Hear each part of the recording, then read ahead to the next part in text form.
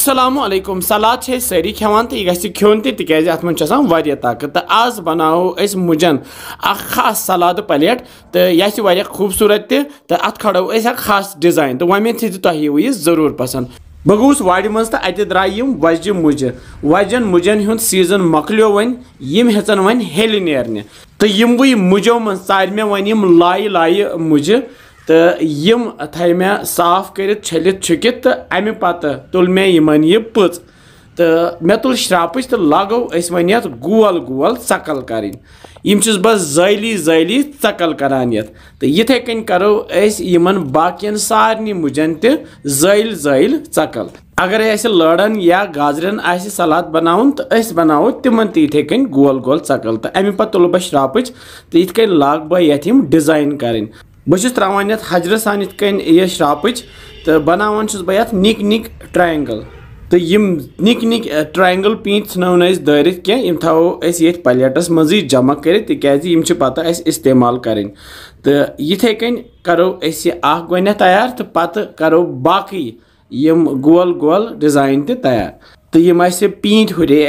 करो इस्तेमाल मे नु ये टमाटर तो गो तुल बह पे ये टूब हिश ये साइड तो ये साइड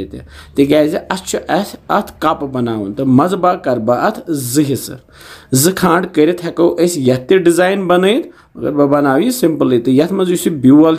अंदर यह कड़ो ये श्रापच नबर श्रापच सत कट लगे कड़ो अत सह ब्यूल ये नबर तो अत बनो ये प्याल हूँ तो यम बने ज प्याल इन प्यालन मज बर बह निक निक मुज पीत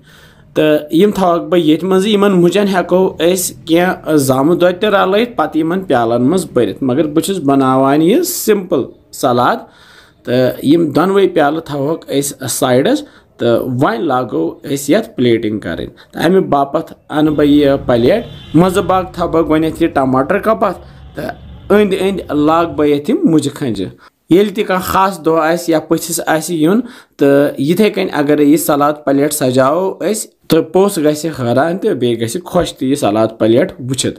तो यह दम टमाटर कप थोस तो खूबसूरत यह सलाद प्लेट गो तैयार हेको ये पे छकित नून प्यूता या अगर चाट मसाला सह हेकोस पे छकित या अगर मर्च पाउडर सह हेकोस प्यूता छकित पे यम ज्यादा पहम मजेदार तक तो खूबसूरत तक तो वमेद तुह यह अजुक सलाद प्लेट पसंद आमुत तुह